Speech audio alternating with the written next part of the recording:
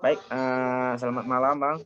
Perkenalkan diri, nama Idris Hamzah, mahasiswa Universitas Islam Negeri Imam Bonjol Padang. Sekarang berkuliah di semester 3 jurusan Pendidikan Sejarah.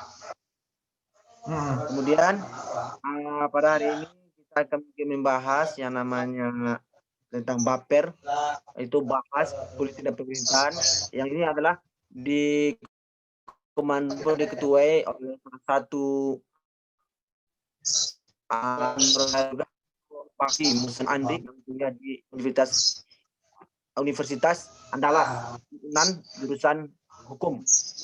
Kemudian ini mungkin difasilitasi oleh yaitu podcast. Podcast ini adalah suatu media yang diadmin oleh Bang Muhammad Adnan Solihan. Mungkin itu perkenalan singkat dari saya. Kemudian sekarang perkenalkan dari narasumber Bang Hando, silakan. Saya Febriando Kuarpama, tim milenial dari calon bupati dan wakil bupati Pesawaran Barat nomor 1 Hamsuardi dan Risnanto. Itu aja. Baik. Terima kasih Bang Hando. Baik, kita tahu sekarang mungkin adalah musimnya ataupun musimnya pilkada ya Bang. Dan alhamdulillah Bapak Hamris sudah dinobatkan ataupun setelah mendaftar yaitu dapat nomor urut 1 ya Bang. Insyaallah, alhamdulillah. Ya, kemudian mungkin saya ketahui bahwa salah satu mungkin kalau nggak salah itu kalau tidak salah 70% pemilih di Pasaman Barat itu milenial ya. Milenial. Jadi jika bisa Bapak Hamris mungkin bisa menguasai milenial ini, mungkin insya Allah Bapak Hamris bisa jadi Bupati Pasaman Barat. Jadi pertanyaan saya gini, kenapa milenial harus mendukung Hamris gitu? Oh, kalau menurut kami dari sudut pandang kami, milenial harus memilih Hamris. Memang Pak Amswardi dan Risnawanto memang bukan kategori umur yang milenial, tapi kita yakin semangat dan kerja keras beliau masih bisa bergaul dan merangkul dan bekerja sama dengan milenial di Pasaman Barat. Yang kedua, tentu kita lihat di birokrasi Bapak Amswardi telah berpengalaman di bidang kepemudaan dan olahraga. Karena sudah 5 tahun, lebih kurang 5 tahun, Bapak Amswardi menjabat sebagai Kepala Dinas Pemuda dan Olahraga Kabupaten Pasaman Barat. Dan kita yakin prestasi-prestasi saat beliau menjabat di Pemuda dan Olahraga bisa lebih menjanjikan lagi bagi milenial apabila menjadi Bupati Pasaman Barat. Program-program kepemudaan akan kita prioritaskan termasuk bidang-bidang olahraga, bidang kepemudaan. Baik, terima kasih Bang Hando. Tadi disebutkan masalah pendekatan dengan milenial. Jadi seperti apa sih dari tim Hamris bisa mendekati milenial ini? Oh, tentu kita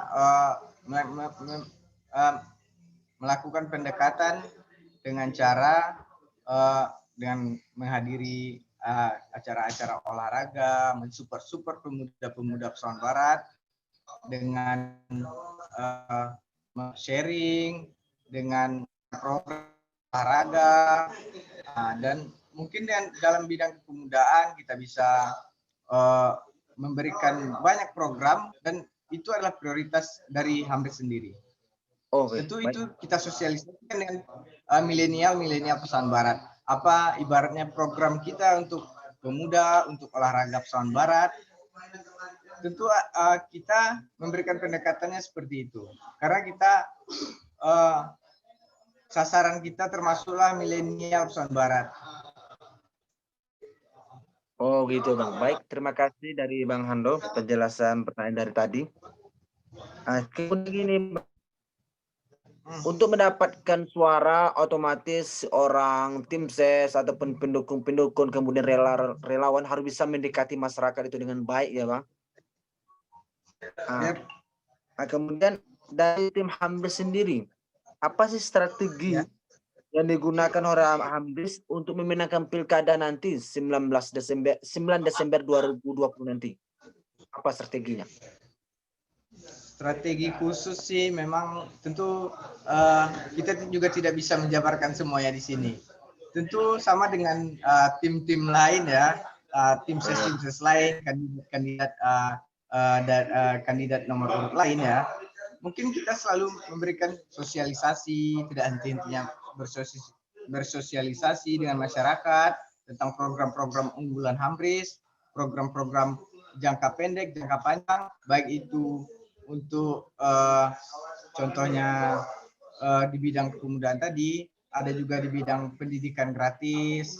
Itu adalah salah satu program unggulan dari Hamris. Dan menyediakan sekolah-sekolah tahfiz Al-Quran sebisanya satu sekolah tahfiz perlu dorong atau di nagari-nagari kita tempatkan. Tentu kita selalu mensosialisasikan program-program unggulan, program-program yang memang itu bisa direalisasikan dengan APBD yang ada di Nusa Barat apabila terpilih menjadi Bupati Nusa Barat. Baik, terima kasih dari Bang Handoko. Gini Bang, kita mungkin Pasaman Barat ini kan salah satu kabupaten terbesar juga di Provinsi Sumatera Barat ya Bang. Yep. Dan anggaran pun kita pun mungkin termasuk sangat minim dari berbagai kabupaten lainnya, itu 1,3 T ya Bang. 1,3 ya. Ya. Jadi bagaimana sih nanti seandainya Tuhan mentakdirkan dari Bapak Hamris diberikan Tuhan untuk menduduki Bupati Pasaman Barat, bagaimana dia bisa memanage uang yang sedemikian itu sehingga bisa terrealisasi ke masyarakat kecil, terkhusus tadi masalah pendidikan olahraga itu Bang. Oh ya, tentunya bukan hanya olahraga ya, tapi masih banyak program unggulan lain seperti kesejahteraan petani dan banyak yang lainnya. Cuma kan kita tidak bisa menjabarkannya via Zoom ini ya. Dan itu kita sangat jelas, Bapak Amsuardi dan Bapak Rismanto telah lama di bidang birokrasi. Coba kita lihat saja track recordnya. Siapa orang birokrasi yang paling lama yang ikut tercalon hari ini sebagai calon bupati dan wakil bupati? Sudah berapa puluh tahun Bapak Amsuardi bekerja sebagai birokrasi. Dari situ saja kita bisa menilai. Dan Bapak Risnawanto juga sudah pernah di DPRD Kabupaten Nusa Barat dan juga menjabat sebagai wakil bupati periode pertama di Kabupaten Nusa Barat selama 5 tahun berpasangan dengan Bapak Sahiran. Tentu kita sangat yakin dengan anggaran yang ada itu lebih kurang dalam kalau nggak salah 600 miliar itu untuk biaya Pemda, biaya pegawai, honor dan lain-lain. Kita yakin dengan lebih kurang 700 miliar itu sangat bisa untuk diberdayakan untuk mensejahterakan masyarakat Nusa Barat. Dan belum lagi kita bisa menarik dana-dana dan bantuan dari pusat tentunya. Tentu program kita tidak akan jalan apabila kita hanya mengandalkan APBD saja. Tentu kita juga mengikuti program-program pusat. Kita bisa jemput bola. Kita jemput untuk menambah anggaran kita agar terwujudnya masyarakat Pasaman Barat yang sejahtera secara merata. Baik, terima kasih Bang. Luar biasa jawaban dari tim Hamris, sehingga ini motivasi kita dalam memahaminya ya Bang. Insya Allah.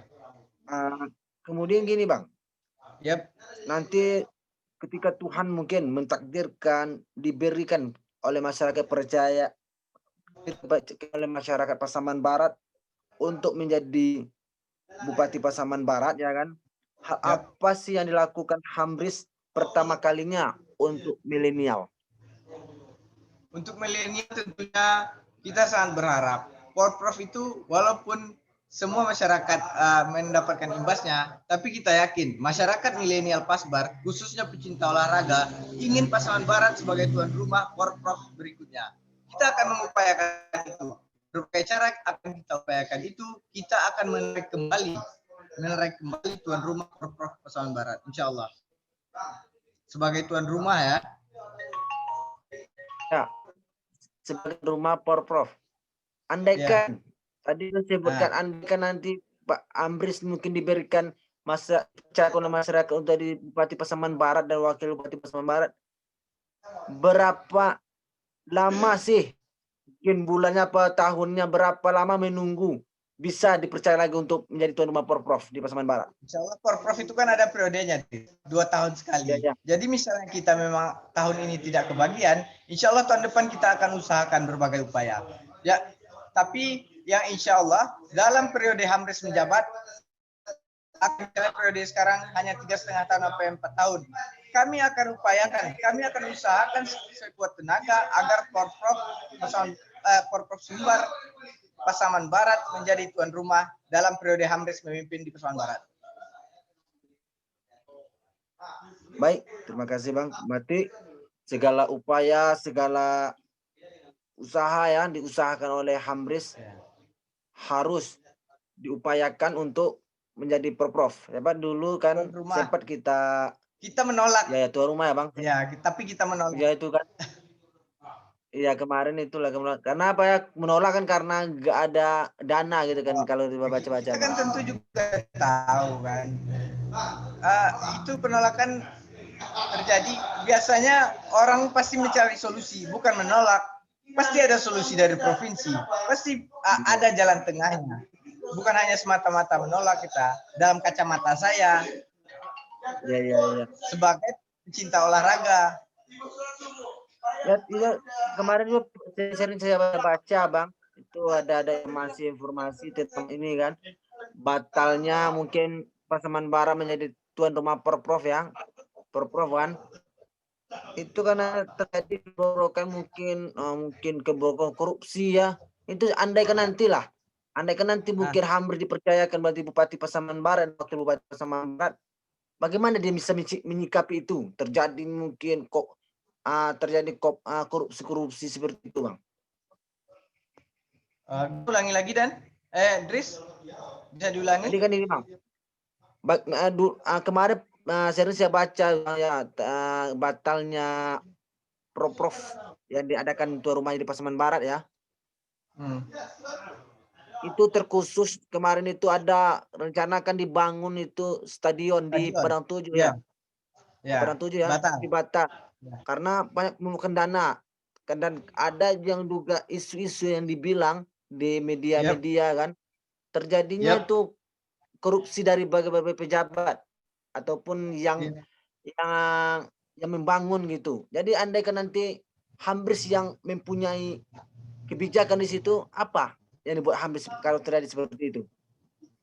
Insya Allah sebelum saya menjawab, saya tidak mengomentari sebelumnya ada korupsi karena kita belum tahu faktanya gimana ya kan, banyak sekedar opini. Pas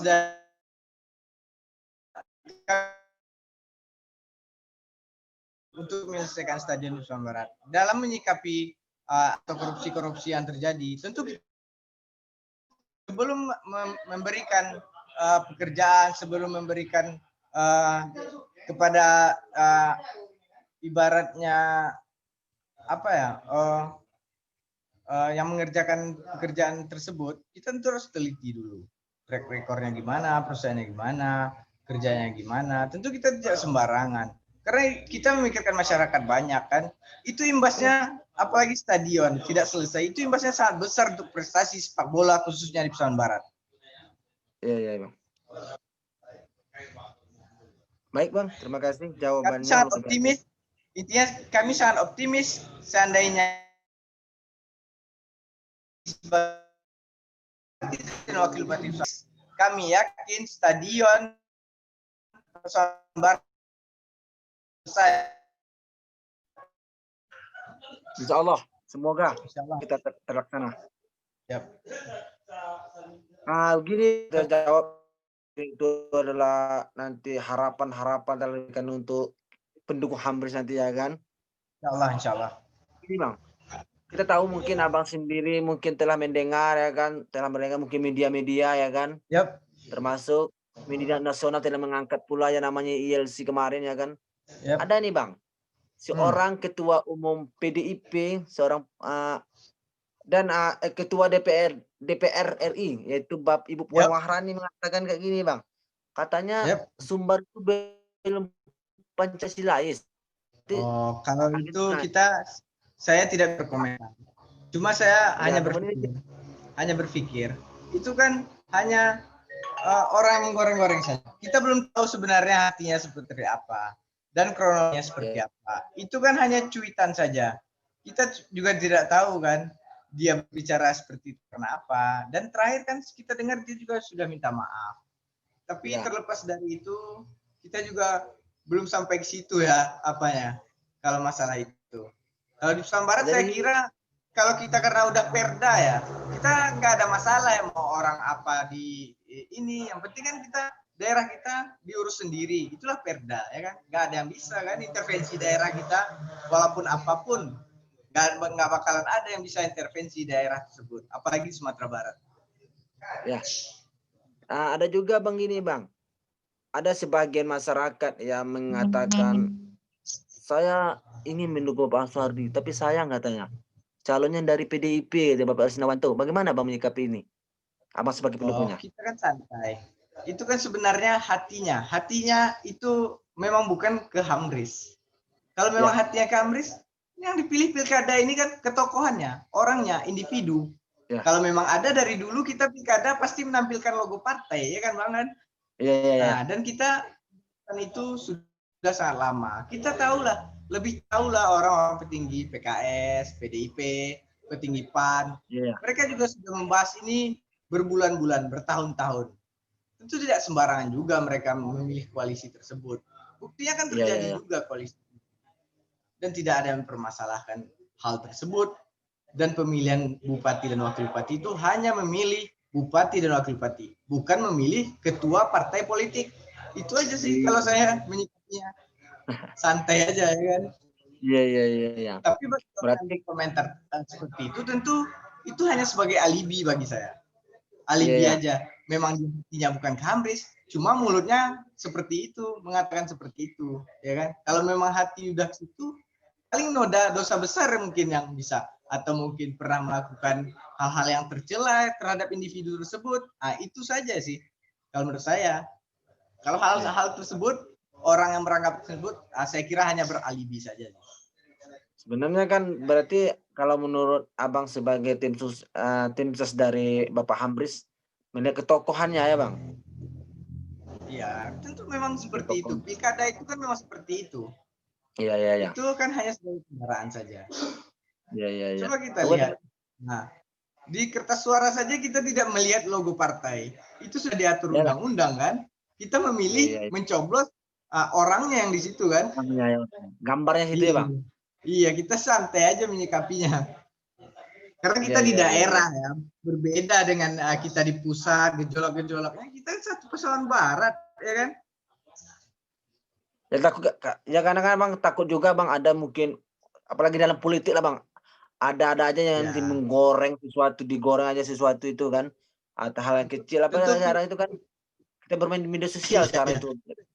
Takut kita kan. Tentunya pihak rival, pihak-pihak lawan tentu segala upaya dia menjatuhkan atau Iya. mencari diserang lah segala cara tentu pasti diserang Iya, ya. iya, iya. Merekam menggiring opini-opini ini ya mungkin itu strategi mereka pula ya kan kita juga tidak bisa Iya, iya, menyalahkan iya, iya. itu ya kan. Sebenarnya tergantung orang yang mendukung ya Bang, bukan bukan Iya, karena siapa wakilnya ya kan.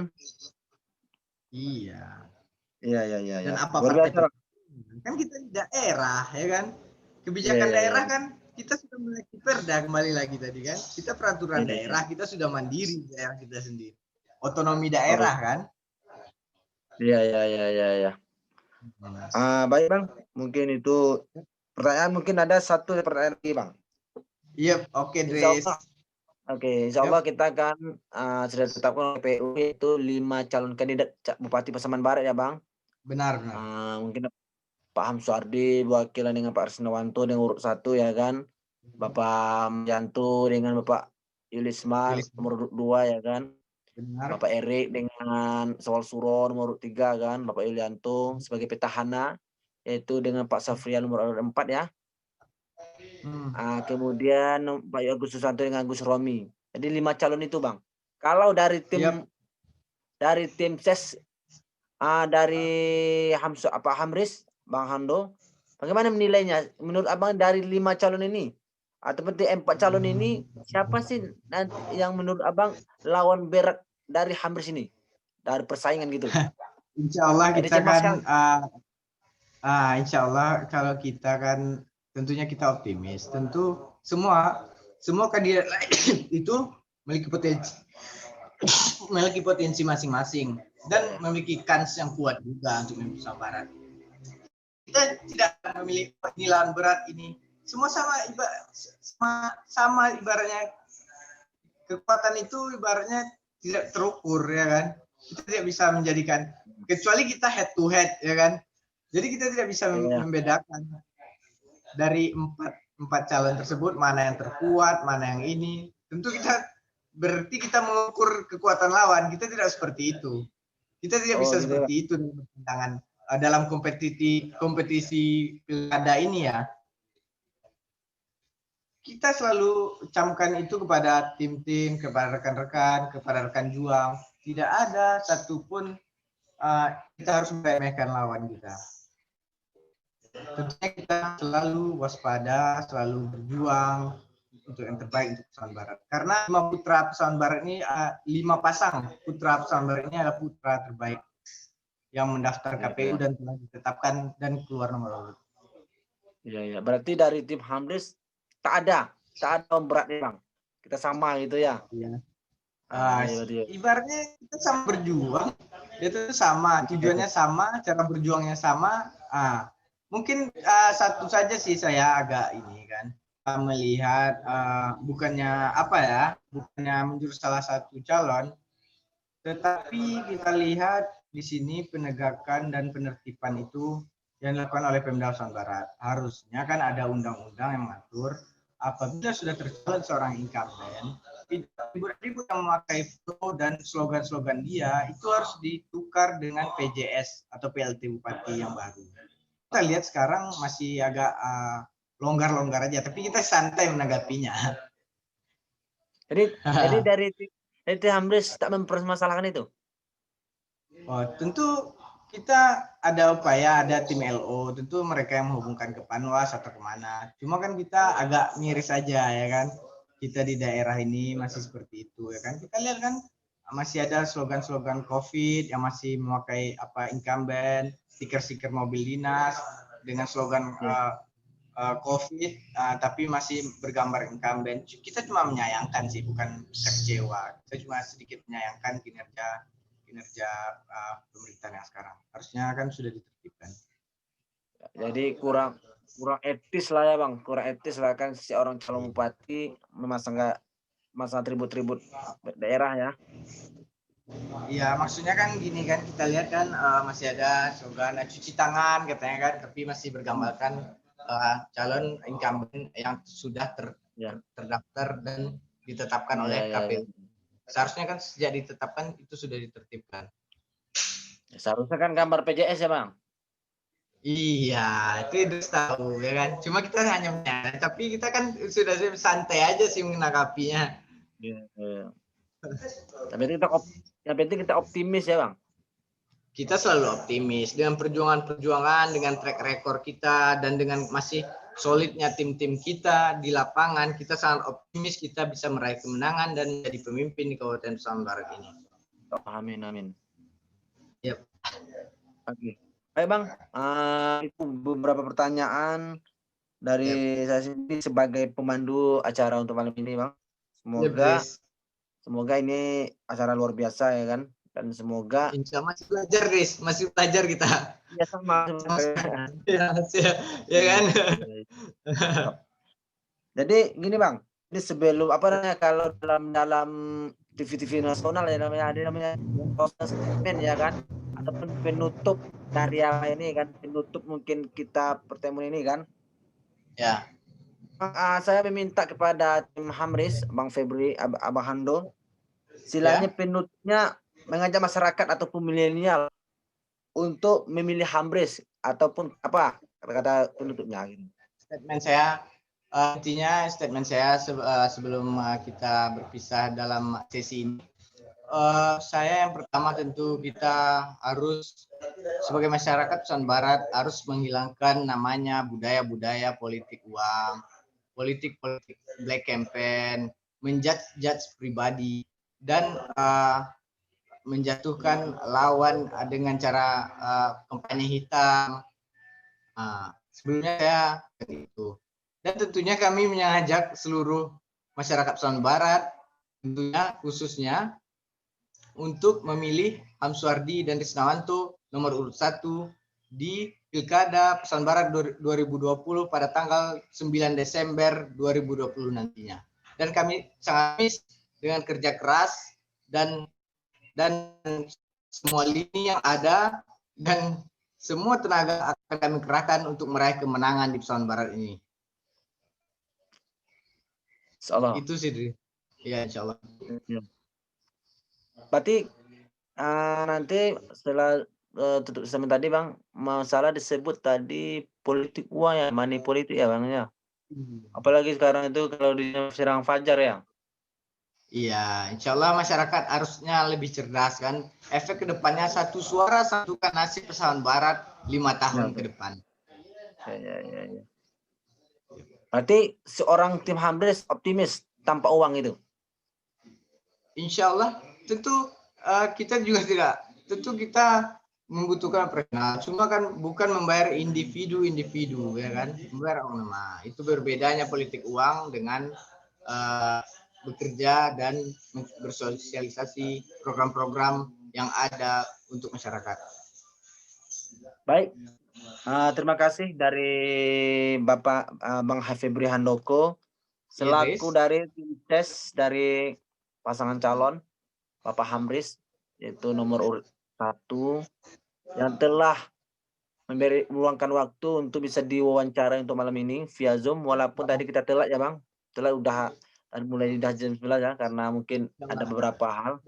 Dan saya mengerti ya mungkin sibuk karena apalagi tim malam minggu ini mungkin kan sibuk dengan para relawan ya. Masih belajar, Riz, masih jauh. Iya, apa kita masih belajar enggak apa-apa, Bang. Yang penting kita memulai daripada tidak sama sekali ya, Bang. Insya Allah. Iya, insyaallah. Jadi satu lagi, Riz, lain kali next time kita bertemu tatap muka langsung aja kali ya. Insya Allah Bang. Atau ada sesi lain atau ada pembicaraan lain, pendekatan lain ya. Oke Bang, nanti insya Allah nanti kabari sama Abang nanti atau Bang Abdan mungkin bertemu langsung kita mungkin apa namanya duduk di kedai kopi gitu ya bercerita banyak ya Bang. Iya, insya Allah. Iya. Baik Bang, mungkin itu aja Bang untuk malam ini.